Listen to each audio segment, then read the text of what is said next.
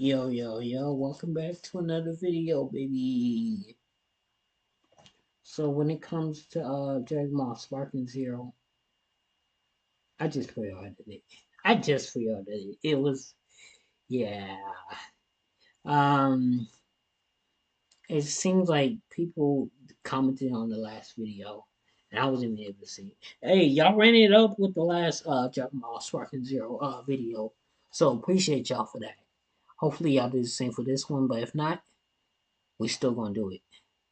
Most exciting things about the Dragon Ball Sparking Zero story mode is that you can go off in the different paths and what-if scenarios. So how crazy will it get, and how far will these actual stories go? Let's talk about some of the stuff in regards to an interview from Jun Fudutani and potential what-if fusions.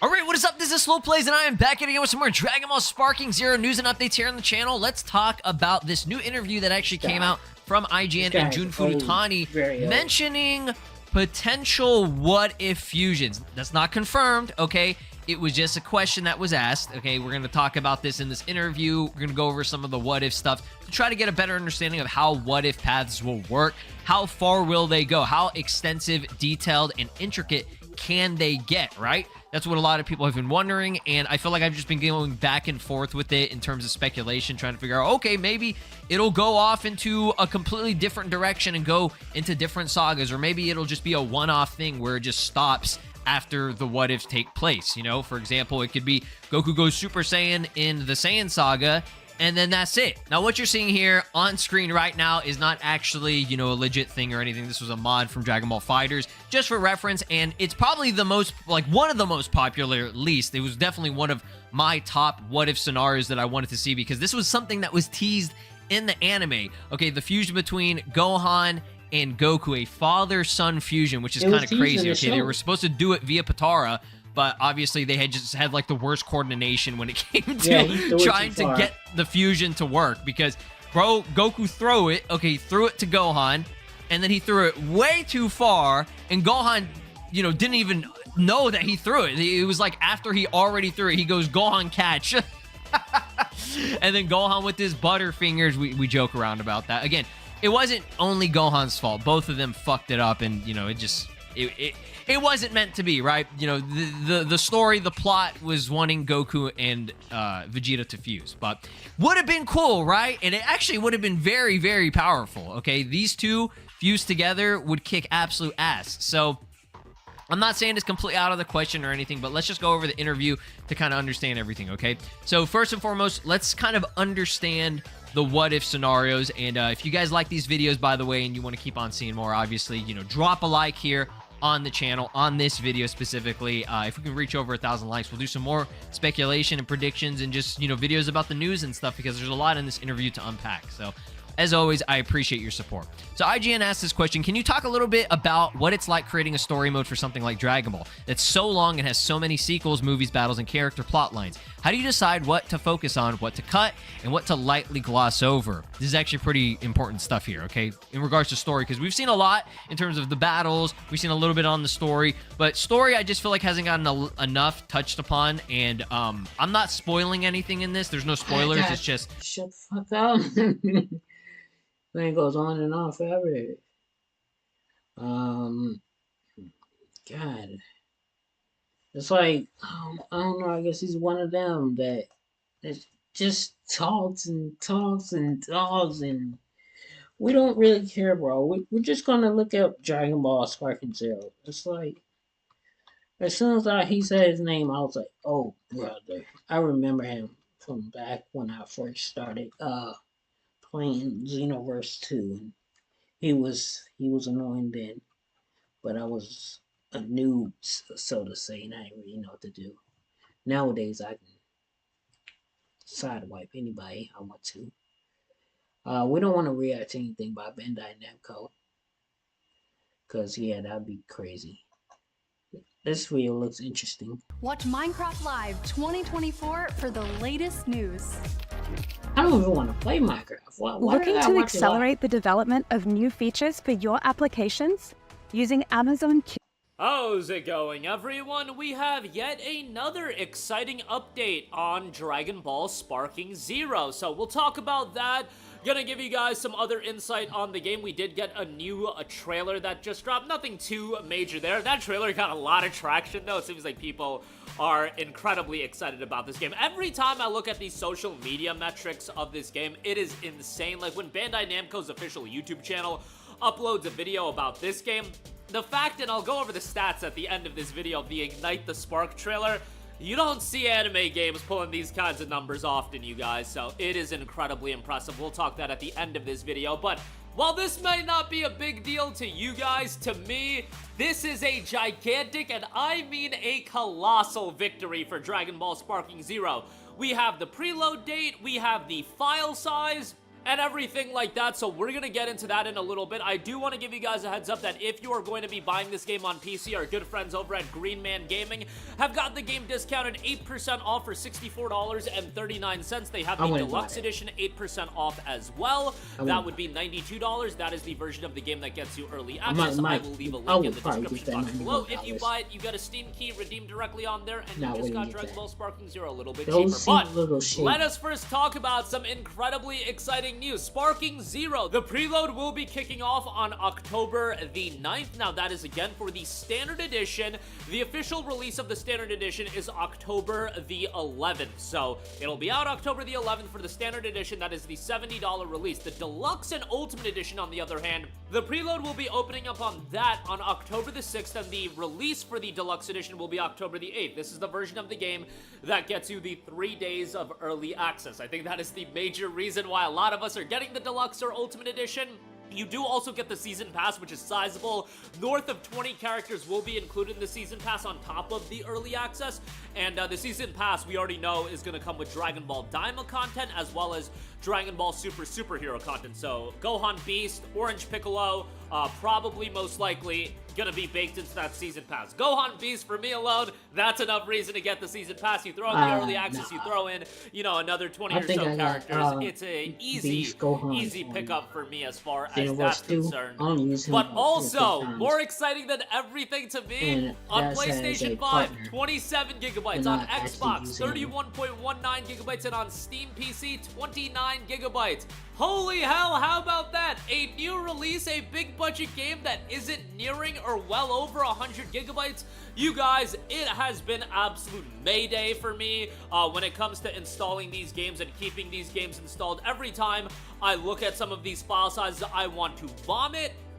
Black Myth Wukong, Warhammer Space Marine 2 was only 60 or 65 gigabytes, and that is only these days. But Black Myth Wukong was like 120. I want to say Star Wars Outlaws was fairly big. A lot of these games are just colossal in terms of file size, and obviously even, you know, pre-existing games of Red Dead 2, a GTA 5, the Rockstar games, those are enormous. And yes, the PlayStation 5 out the box, you know, has 800 gigabytes or whatever.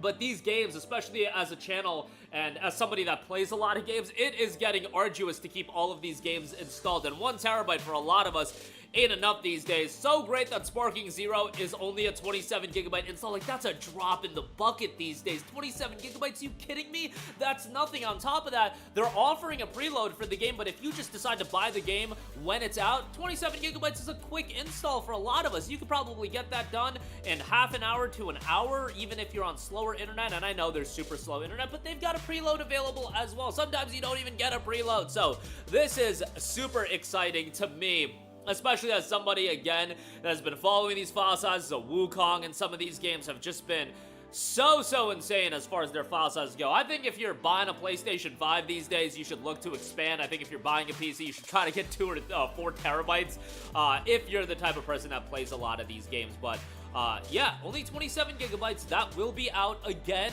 October 11th for the official release if you spend $70 on it. And then if you buy the Deluxe Edition or the Ultimate Edition, October 8th will be the official release. Now, for Christmas, with how it works on PC and Steam, generally speaking, and this is the case with Sparking Zero as well, the games come out the previous day, 6 p.m. Eastern Time. So October 7th, 6 p.m. Eastern Time, that is when Sparking Zero is going to open up to the masses on PC. I don't believe that is the case on consoles. That generally hasn't been the case when it comes to Bandai Namco games. They just release at midnight, so come when the clock strikes 12, midnight, October the 8th, you should be able to access the deluxe edition of Sparking Zero. And then ultimately, the standard edition will be October 11th or October 10th at 6 p.m. Eastern Time if you're playing it on PC and Steam. I believe this is for local time conversions, and yeah, it is what it is as far as that's concerned. Just on PC, that's always been the case. Happened with like Elden Ring, happened with Shadow of the Erdtree, so on and so forth. Lastly, I do also want to note that Dragon Ball Sparking Zero Ignite the Spark, a brand new trailer for the game, has dropped. Very brief, a 1.5-minute trailer. This is the trailers that you're gonna see for the next week or so. It's really the final push of the game and trying to get people as excited as possible, showcasing some of the characters, some of the battles, and the characters that we already knew about. It's not like we're getting new information rollout. This is the final promotional push to get people excited for the game, and guess what? This promotional push is working incredibly well because this Ignite the Spark trailer dropped on Bandai Namco. Get more for your trade than ever before. Then save on a new Honda, gas, hybrid, or electric vehicle from just $239 a month. Get more for your trade and save from $239. Search your local Honda dealer today. It did. Namco's official YouTube channel 22 hours ago, and it already has north of 1 million views. It is number 3 trending on YouTube. That is all of YouTube. That is ridiculous. You guys, I've been following anime games since I was a teenager, even younger than that. Again, I played Dragon Ball Ultimate 22 on the PS1. It has been a long time of playing anime games. And let me reiterate, I have never in my life seen the level of hype, the level of anticipation for an anime video game like I've seen with Sparking Zero. And every time I tell one of my friends this, they're surprised by that they're almost surprised that, you know, like, I feel like I comprehend the anticipation, the hype level of video games at this point. I want to say, and I'd like to think I have my finger on the pulse as far as what people are excited for. And again, I've lived through the lead up to Dragon Ball Kakarot. I lived through the lead up to games like One Piece Odyssey, Naruto Storm 4, the older Naruto Storm games, Budokai 3, Tenkaichi 2 and 3 in the late 2000s, so on and so forth. Never in my life, and obviously social media has changed the game a lot, but never in my life have I seen the hype and anticipation for Sparking Zero for an anime video game. Never have I seen the level of anticipation Sparking Zero has right now for an anime video game. This is really, to me, breaking new ground and hitting new territory as far as people being excited for a game like this. I think there's a lot going for it. Dragon Ball as an IP is just absolutely that game was so slow, Akira Toriyama. Like that. I think he'd be incredibly happy to see the success that this game is going to have, and it's something that the or fan maybe base has it'll be so one of those numbers games in this the game future. is pulling is It's just like, ridiculous. man, this game looks so 1 million brand views new. for a game like this, number And 3 it'd be like 20 trending years later, on like, gaming oh, on yeah, YouTube. That no, is why not? insane. These stats are insane, you Hey, guys, for an anime video game. And licensed anime video games, look, I just played the JJK game earlier this year. That game was a pile of trash. I do not expect this game to be a pile of trash, and hopefully it does the Dragon Ball IP proud. And on top of that, it's the comeback of a franchise so many of us grew up with. There's so much nostalgia tied to it. On top of that, Dragon Ball as an IP has just gotten bigger, and they're actually doing it justice. It doesn't feel like it's a lazy, thrown together title or anything like that. But that'll do it for me again. Big victory for Sparking Zero. 27 gigabytes. Cannot be happier about that. Preloads will be kicking off October the 9th for the standard edition. It's out October 11th. Preloads will be kicking off October the 6th for the deluxe edition. Officially out October 8th. Again, if you play on PC, 6 p.m. the previous day, 6 p.m. Eastern the previous day, so keep that in mind. Link to get the game on PC a little bit cheaper in the description box below. That's going to do it for me. Sound off with all of your thoughts in the comment section down below. Thank you for watching, and goodbye. Hey guys, we hope you enjoyed the video, and if you did, make sure to hit the subscribe button, and if you're already subscribed, do us a favor. You know, I couldn't do y'all justice while just watching that other video. That would have been heartbreaking. We got one more we're gonna do.